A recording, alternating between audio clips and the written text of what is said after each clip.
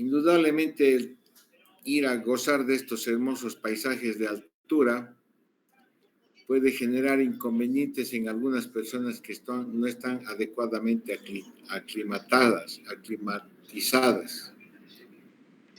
Incluso nosotros cuando vamos a veces a La Paz, al Alto o Potosí, sufrimos alguna forma de el mal de montaña de altura, alguna forma de mal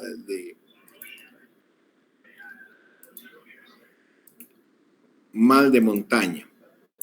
El mal de montaña puede ser solamente una crisis pasajera de un malestar transitorio en los primeros días o generarse como las formas más graves del mal de montaña, que son el edema pulmonar de altura y el edema cerebral de altura. Dos condiciones que pueden poner en riesgo la vida de las personas. Está demostrado que cuando tenemos una presión arterial alrededor de 60-70, con un PCO2 entre 30 y 35 y saturación más del 90% en la sangre arterial, no vamos a tener alteraciones ni en la presión arterial, ni en las presiones del corazón derecho, ni en la arteria pulmonar o en el capilar pulmonar. O sea, no va a haber cambios a nivel fisiológicos en la circulación ni arterial ni sistémica. El corazón va a tener un diámetro normal y una función normal. Pero cuando empezamos a subir en altura, empezamos a respirar, empieza a bajar la presión barométrica, nuevamente estamos en esos términos, y al bajar la presión barométrica disminuye la presión inspiratoria de oxígeno, lo cual produce una hipoxia hipovárica. Obviamente, esta hipoxia hipovárica es lo que va a generar los problemas asociados al mal de montaña. E indudablemente tiene relación con a qué altura hemos llegado, sobre todo por encima de los 3.000 metros, por encima de los 3.500 es más probable que tengamos problemas. La rapidez con la que hemos llegado a ese nivel de altura y el tiempo que nos quedamos. Hay que diferenciar lo que es una hipoxia aguda, que a veces sucede en los aviones por una descompresión súbita del avión, que va a producir alteraciones del sistema nervioso central, el hipocampo, el cerebelo y la corteza, con una enfermedad, un problema rápido que incluso lleva a la pérdida de la conciencia y a la muerte. Mientras que el mal de montaña agudo se produce sobre todo cuando ascendemos por encima de 4.500 metros sobre el nivel del mar y con una incidencia desde el 75% de las personas. Y este mal de montaña está asociado sobre todo a dos cambios circulatorios que se producen en nuestro cuerpo, cuáles son la vasodilatación cerebral y sistémica y la vasoconstricción arteriolar pulmonar. Son estos dos fenómenos que se producen cuando subimos a niveles elevados de altura, los que van a generar los trastornos que se llaman como mal de montaña.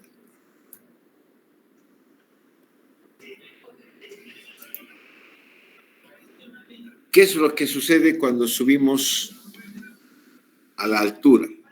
Nos exponemos a la hipoxia hipovárica, cuyas consecuencias vamos a ver posteriormente, a una disminución de nuestra temperatura corporal.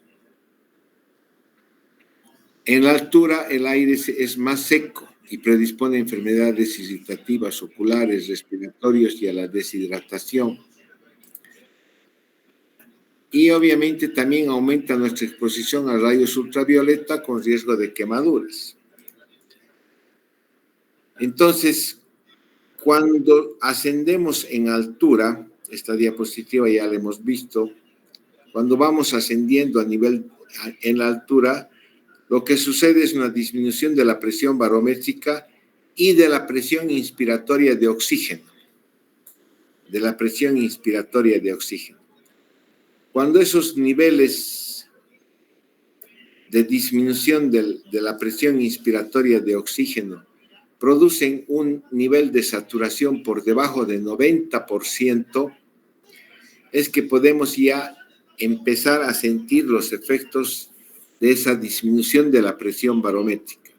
Y eso sucede más o menos a nivel de los 3.500 metros sobre el nivel del mar. Y se acentúa indudablemente a medida que vamos ascendiendo en altura. Por eso que los riesgos del mal de montaña son más acentuados por encima de los 3.500, 4.500 metros sobre el nivel del mar, porque desde ese nivel de altura con esa presión barométrica baja, vamos a disminuir nuestra oxigenación, nuestra saturación de oxígeno. Y esto también hemos visto. ¿Qué cambios se van a producir? En minutos, horas y después semanas si es que nos quedamos en la altura. Inicialmente va a haber un aumento del flujo sanguíneo cerebral. Y esto va a ser un factor importante de los síntomas que tenemos cuando vamos a La Paz o al Alto o a Potosí. ¿Cuál es el dolor de cabeza? La pesantez y el dolor de cabeza que a veces sentimos. Empezamos a generar una hiperventilación.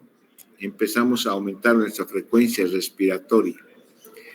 Y nuestra presión en la arteria pulmonar va aumentando en forma progresiva a las horas de haber llegado a niveles por encima de 3.500 metros sobre el nivel del mar. Estos dos factores, el aumento del flujo sanguíneo cerebral y la generación de hipertensión de la arteria pulmonar, son factores importantes causantes de los dos problemas que se asocian al mal de montaña. ¿Cuál es? El edema cerebral de altura y el edema pulmonar de altura. También nuestra frecuencia cardíaca y el gasto cardíaco van a aumentar. Esto va a empeorar la hipertensión pulmonar, porque además de producirse vasoconstricción arteriolar pulmonar que genera aumento de la presión en la arteria pulmonar, va a haber un aumento en el flujo sanguíneo a nivel de los pulmones, va a aumentar el gasto cardíaco. Y esto va a empeorar la hipertensión arterial pulmonar.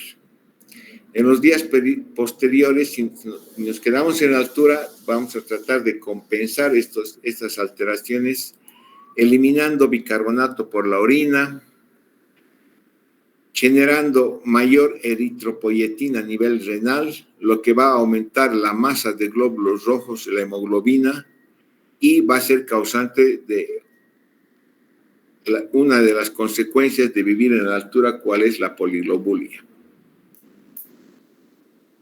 El mal de montaña agudo puede ser benigno. Empieza a las horas de haber llegado a una altura por encima de los 3.500 metros sobre el nivel del mar.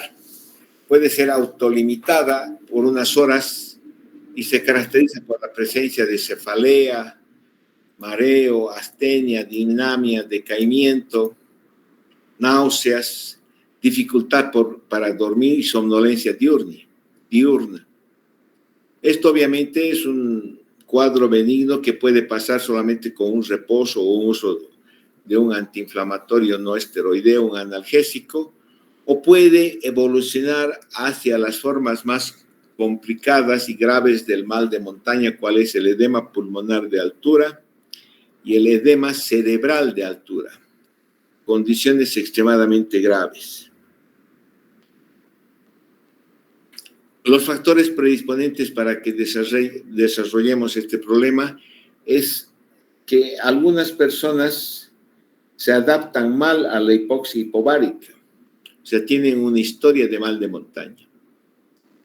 Sobre todo sucede cuando cuando hay un ascenso rápido de más de 500 metros de altura por día, por encima de los 2.500 metros.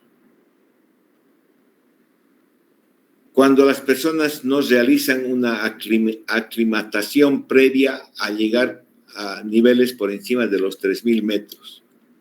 Cuando realizan un ejercicio intenso en esos niveles de altura. Cuando ingieren alcohol o sedantes que van a disminuir la respuesta ventilatoria a la hipoxia hipobaríca. Se puede presentar en todas las personas, más acentuada en jóvenes, en personas obesas o con historia de migraña. ¿Por qué se produce? Hay un aumento del flujo sanguíneo cerebral por una vasodilatación generada por la hipoxia hipobaríca y con zonas del cerebro donde también se produce vasoconstricción por la hipocapnia asociada.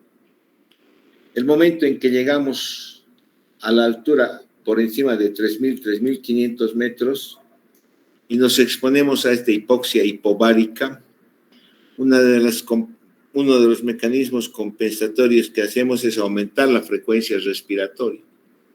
Al aumentar la frecuencia respiratoria vamos a generar hipocapnia. Y esta hipocapnia puede producir zonas de vasoconstricción, algunas zonas con vasoconstricción cerebral. La consecuencia de este aumento del flujo sanguíneo cerebral es una hipertensión endocraniana, sobre todo a nivel cortical, que es de origen vasogénico, porque aumenta la presión en los vasos sanguíneos y que incluso puede producir zonas de microhemorragia. El otro problema, además del aumento del flujo sanguíneo cerebral, es la vasoconstricción arteriolar pulmonar hipóxica. Este es un fenómeno compensatorio natural que se da en los vasos pulmonares donde existe una disminución de la oxigenación. Cuando disminuye la ventilación en un alvéolo, en forma refleja, ese capilar o esa arteriola que se dirige a esa zona donde hay poca oxigenación, entra en vasoconstricción arteriolar pulmonar. Y esto va a generar una hipertensión arterial pulmonar aguda y severa, el cual va a afectar la función del ventrículo derecho, porque el ventrículo derecho está acostumbrado a contraerse contra una presión de alrededor de 30, presión normal, a una altura de 2.500 metros. Contra esa presión se contrae el ventrículo derecho. Y peor todavía, si viene una persona de nivel del mar, su ventrículo derecho se contrae contra una presión o genera una presión en la arteria pulmonar entre 18 y 20 milímetros de mercurio. Si de repente esa presión en la arteria pulmonar por un ascenso súbito a niveles por encima de 3.500 metros sube a 50 milímetros de mercurio, 60 milímetros de mercurio, esa presión ya no puede, contra esa presión el ventrículo derecho ya no puede contraerse y obviamente entra en una disfunción severa con falla del ventrículo derecho. Además de estos fenómenos que son los principales, hay una retención hídrica y de sodio en las personas que vamos a la altura por aumento de la hormona antidiurética y activación del sistema renina, angiotensina, aldosterona. Y se producen problemas en la permeabilidad del endotelio de los vasos pulmonares, porque se generan leucotrienos, tromboxanos, que van a aumentar la permeabilidad del endotelio de los vasos pulmonares y sistémicos. Y es por eso que a veces, debido a esta retención hídrica y al trastorno de la permeabilidad del endotelio vascular, es que nuestros pies se hinchan cuando vamos a la altura. Hay dos hipótesis. La hipótesis vasogénica, que genera el mal de montaña por alteración de la autorregulación vasomotora.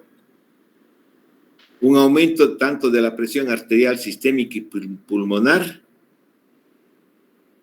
asociado a esto que acabamos de decir, que es un trastorno de la permeabilidad endotelial vascular.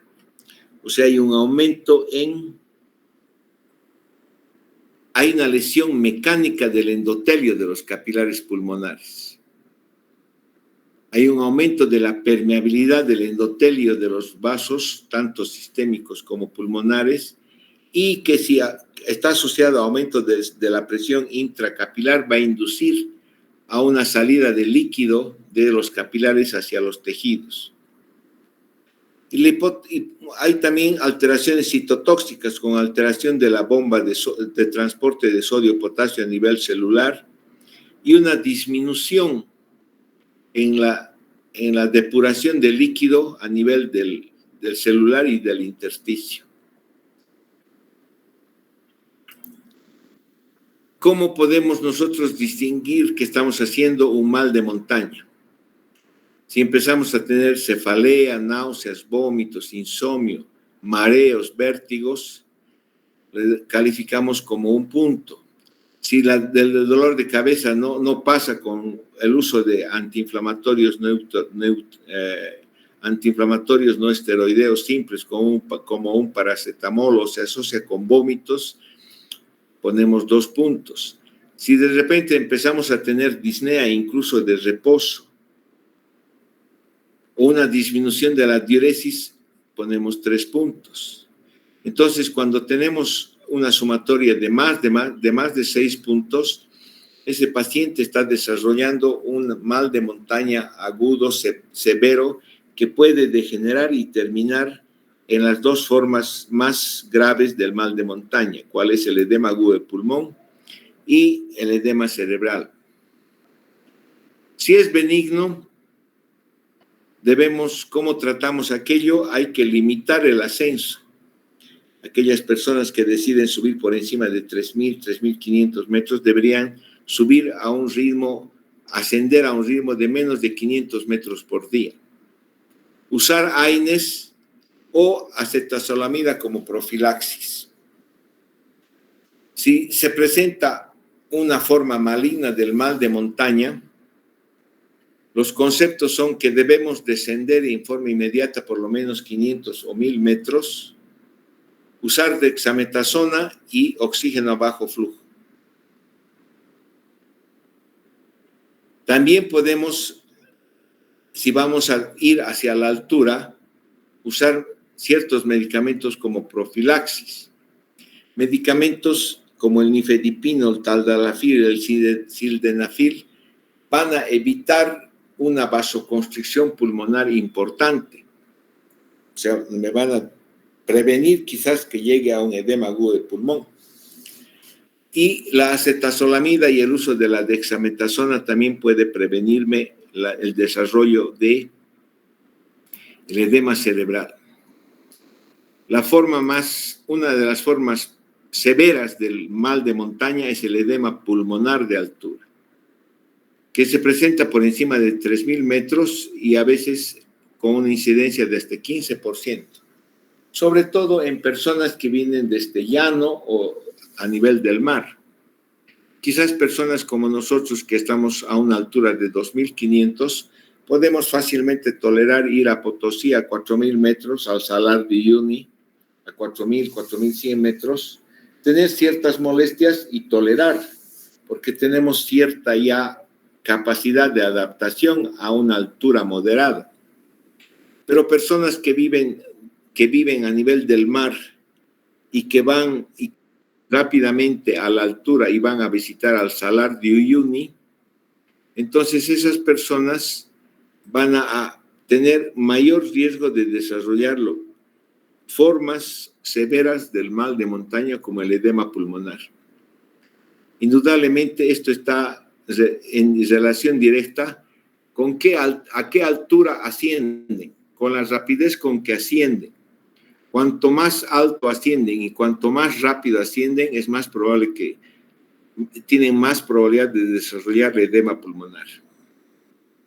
Personas de la costa de llano no aclimatizadas que ascienden a gran altura y rápidamente, que realizan ejercicios extremos a ese nivel, que están expuestas al aire frío. Y obviamente no todas las personas desarrollan mal de montaña. Hay ciertas personas que tienen factores predisponentes para tener. Cuando la respuesta vascular pulmonar está exagerada a la hipoxia, al ejercicio.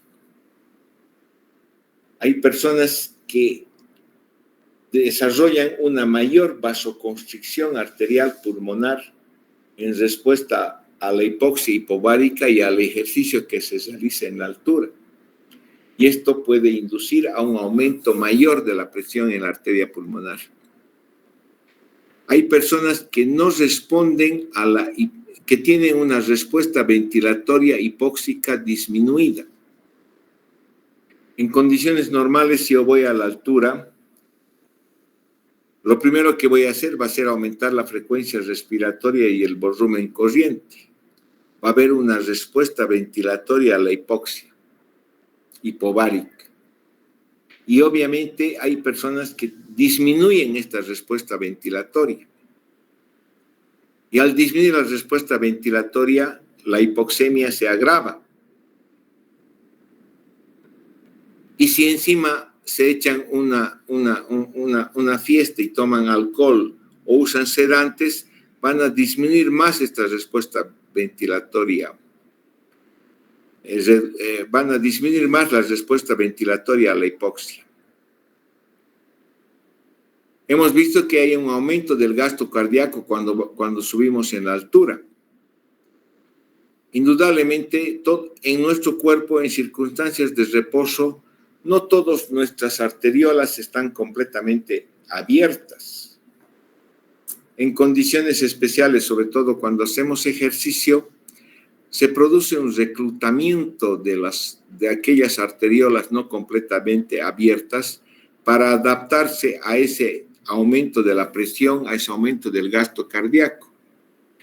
Y cuando esas personas tienen una disminución del reclutamiento vascular pulmonar, van a tener mayor predisposición a desarrollar la hipertensión pulmonar. Todo esto va a generar una vasoconstricción pulmonar hipóxica exagerada, con aumento de la resistencia vascular pulmonar, de la presión en la arteria pulmonar, que puede inducir un estrés en los capilares pulmonares. Ese estrés se va a manifestar con un daño en el endotelio o un aumento de la permeabilidad de los capilares pulmonares y van a facilitar la salida del líquido del capilar hacia el intersticio. Esto se va a agravar si hay un aumento en el gasto cardíaco. Obviamente el aumento en el gasto cardíaco se va a producir por hipoxia como un fenómeno compensatorio. Y si encima esa persona empieza a hacer ejercicio en altura, ese ejercicio en altura va a aumentar el gasto cardíaco y va a aumentar más la presión en la arteria pulmonar. Todo esto va a derivar en una falla del ventrículo derecho, en una disfunción del ventrículo derecho. Entonces, a nivel pulmonar se produce un edema pulmonar que no es cardiogénico. Sin embargo, está asociado a un aumento de la presión. Al producirse la vasoconstricción arteriolar pulmonar, al estrecharse los vasos, entonces aumenta la presión. Hay un aumento de la presión hidrostática, pero no es de origen, no es por falla cardíaca, es porque los vasos se estrechan. Y tampoco es porque el paciente tiene neumonía o tiene una infección que daña a los alvéolos y al epitelio, como hemos visto ayer, en el distrés respiratorio. O sea, el mal de montaña es un edema pulmonar, no de origen cardíaco y tampoco es inflamatorio. Pero se produce un aumento de la presión en las arteriolas por el estrechamiento y la vasoconstricción de estos vasos, que va a inducir que aumente el líquido intersticial o que llegue el líquido a nivel de los alvéolos, con glóbulos rojos y proteínas. Es como si fuera un distrés respiratorio pero no es de origen inflamatorio.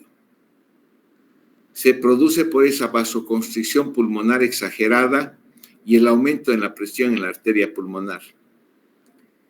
El aumento de la presión hidrostática en los capilares induce un aumento, y ese estrés capilar va a producir un aumento de la permeabilidad capilar. Este estrés de los capilares induce el paso de los glóbulos rojos, de las proteínas, del líquido, de los vasos capilares al intersticio e incluso al alvéolo pulmonar.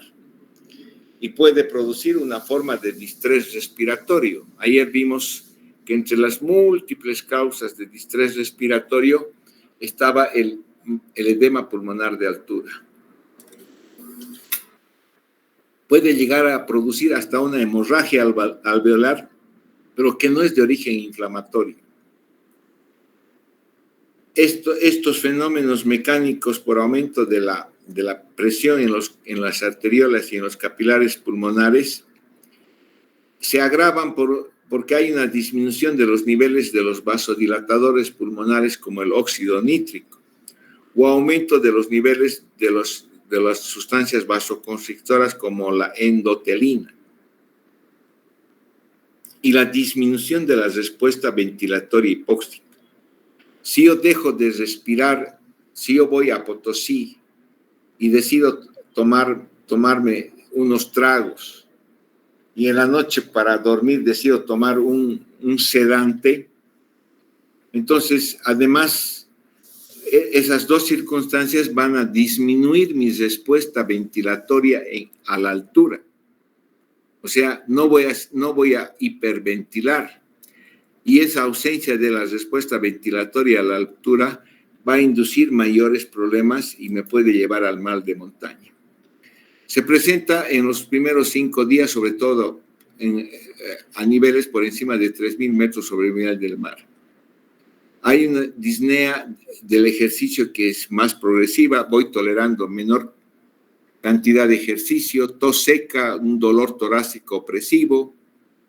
La disnea incluso persiste después del ejercicio o al mínimo esfuerzo o incluso aparece en reposo. Puede aparecer tos con expectoración rosada, espumosa, como si fuera un edema pulmonar. Es un edema pulmonar. Es un edema pulmonar, pero no de origen cardiogénico.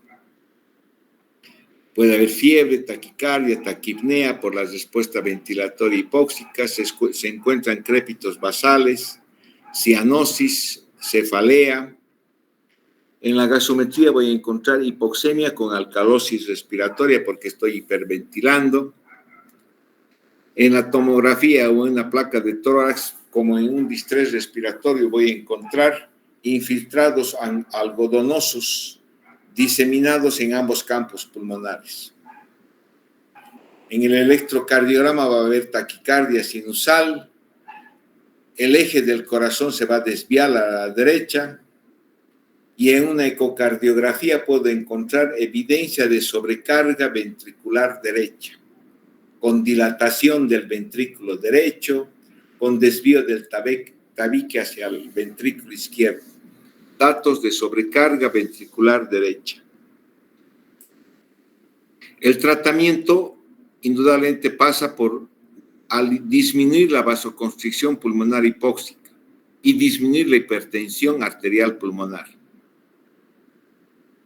Obviamente básicamente eso se consigue eliminando la hipoxia alveolar.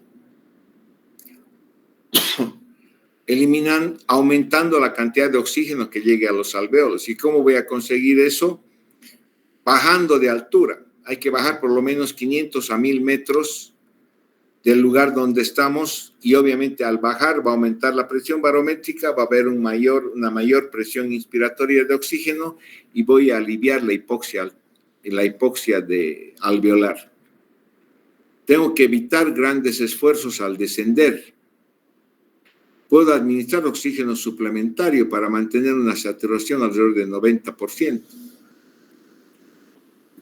E iniciar medicamentos con efecto vasodilatador pulmonar como la nifedipina, el taldalafil o el sildenafil. Casos más graves puede incluso administrar dexametasona. e inhalar beta-agonistas como el salbutamol y el salmeterol, que van a mejorar la ventilación y que estos beta-agonistas incluso facilitan el drenaje del edema pulmonar.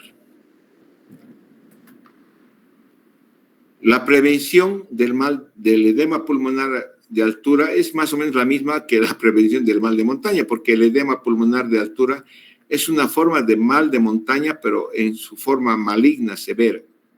Un ascenso lento en la altura. Después de los 3.000 metros hay que ascender a un ritmo de más o menos 300 a 500 metros por día. Evitar el ejercicio intenso, la ingesta de tabaco, alcohol, analgésicos, narcóticos y sedantes. El alcohol, los analgésicos, sedantes, los narcóticos disminuyen la respuesta ventilatoria del paciente. Al ponerse a dormir por estar alcoholizado o con sedantes, ventilamos menos y oxigenamos todavía menos y la situación empeora. Como profilaxis puedo usar acetazolamida antes de empezar a subir por encima de los 3.000 metros o nifedipina para disminuir el aumento de la presión en la arteria pulmonar. Hay que iniciar antes de planear viajar por encima de 3.000 metros y a veces continuar por varios días. Puedo usar inhibidores de la fosfodiesterasa 5 como el taldalafil, sildenafil, o usar dexametasona, o usar beta-agonistas en inhalación como el salbutamol o el salmeterol.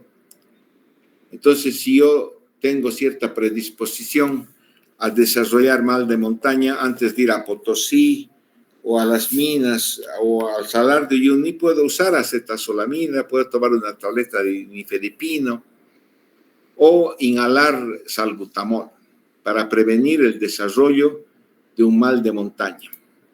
El pronóstico sin tratamiento y si se quedan a esos niveles de alturas en hipoxia hipovárica puede llegar hasta tener una mortalidad del 50%, porque eso es un ciclo vicioso que empieza y termina desarrollando una insuficiencia respiratoria severa, un distrés respiratorio, que sin un tratamiento adecuado puede llegar a tener hasta una mortalidad del 50%. Pero si hay un tratamiento adecuado, se le administra oxígeno, esos turistas empiezan a bajar de altura, puede haber una recuperación total, sin ninguna secuela.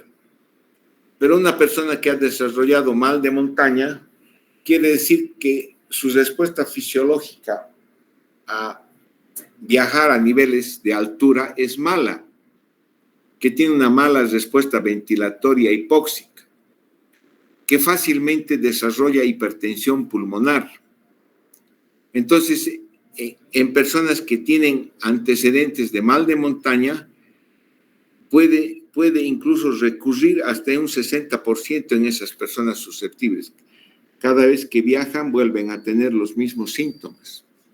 Quizás alguno de ustedes va a Potosí y cada vez que va a Potosí los primeros 2, 3, 4, 5 días se siente con dolor de cabeza, con pesantez, con que se hinchan sus pies, con que no puede caminar adecuadamente. Está haciendo una forma de mal de montaña. Está no respondiendo adecuadamente su cuerpo a esos niveles de altura. Entonces puede recurrir hasta un 60% en personas susceptibles. Y la forma más grave del mal de montaña es el edema cerebral de altura. Indudablemente una persona que desarrolla edema cerebral de altura está en un riesgo alto, porque puede fallecer rápidamente. La incidencia es menor, hasta un 2%, con niveles a alturas mayores, por encima de 4.500, 5.500 metros. Hemos visto que es un edema vasogénico y citotóxico que va a producir un edema sobre todo a nivel de la corteza cerebral. Por los efectos de vasodilatación por la hipoxia, zonas de vasoconstricción por la hipocapnia y un estrés de los capilares cerebrales. Por eso se llama citotóxico y vasogénico. En la clínica va a haber una cefalea intensa, vómitos explosivos, fiebre, o sea, signos de hipertensión endocraniana, alucinaciones, delirio, alteraciones del comportamiento y que puede llegar a un deterioro del nivel de conciencia llegando hasta el coma. Indudablemente una persona que está a 5.000, 6.000 metros y que entra en coma es una persona que tiene un alto riesgo de fallecimiento. El tratamiento es descender en forma urgente y rápida. Obviamente usar cámaras hiperbáricas, si es que hubiera una cámara hiperbárica a 5.500 metros, pero no hay cámaras hiperbáricas a 5.500 metros. Hay que dar oxígeno a bajo flujo para llevar la saturación más o menos alrededor del 90% y administrar dexametasona. Pero el descenso y el uso de oxígeno puede revertir esos fenómenos de alteración microvascular a nivel cerebral y pulmonar y evitar el avance de este edema cerebral. El edema vasogénico el edema cerebral es una de las causas de mortalidad en las personas, en los escaladores que suben rápidamente en la altura. Por eso ustedes deben escuchar, quizás las personas que van a subir al Everest tienen diferentes campamentos a diferentes alturas. Creo que hay un campamento a los 4.000 metros donde se quedan 4 o 5 días, una semana, 10 días. O sea, se van aclimatizando. Después suben al campo número 2, que es a 5.000 metros, 6.000 metros, y se quedan otros tantos de días. Entonces, se van aclimatizando hasta subir al pico del Everest.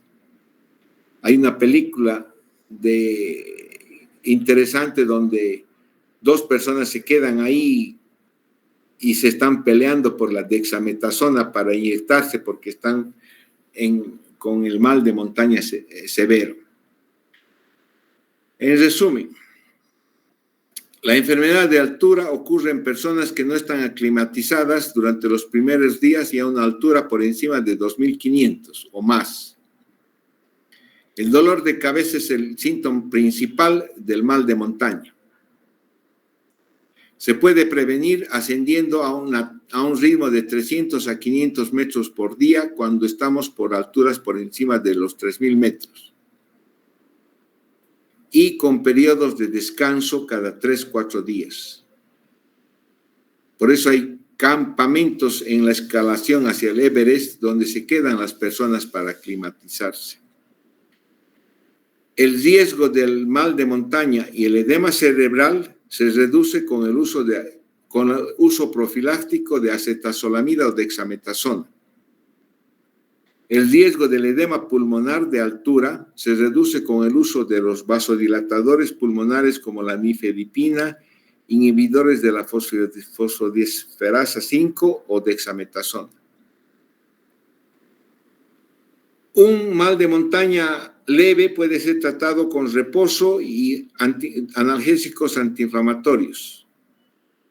Si es severo, ya sea manifestado como edema pulmonar o edema cerebral, hay que descender rápidamente y usar oxígeno suplementario. Y usar dexametasona cuando existe edema cerebral o vasodilatadores pulmonares como el nifedipino, fosfodiesterasa, inhibidores de la fosfodiesterasa para el edema pulmonar. Pero lo más importante es que se debe descender lo más pronto posible. Eso es el mal de montaña agudo. Obviamente hay también alteraciones crónicas en las personas que viven en la altura. Esas alteraciones crónicas pueden ser la presencia de un edema periférico persistente, retinopatías o el mal de montaña crónico que se llama la enfermedad de Monge, que se caracteriza porque la persona tiene hipoxemia con hipoxia crónica en los tejidos y desarrolla esos mecanismos compensatorios de las personas que viven en la altura, cuáles son la poliglobulia y un cor pulmonar crónico por hipertensión arterial pulmonar crónico y con falla del ventrículo derecho. Entonces, muchas personas que viven en el alto, ustedes la ven con los ojos congestionados, cianóticos, los pies hinchados, es porque están aclimatizados a esa altura del alto de 4.000 metros, pero han desarrollado fenómenos compensatorios para aceptar vivir a esa altura. Fenómenos como la poligloburia y el cor pulmonar crónico. Entonces, cuando tratamos de ir a esos lugares hermosos que son los lugares de la altura, tenemos que tomar ciertas precauciones, sobre todo en personas que son del nivel del mar y que vienen a visitar a estas alturas, porque pueden desarrollar problemas graves que ponen en riesgo su vida. Eso es la enfermedad pulmonar de altura.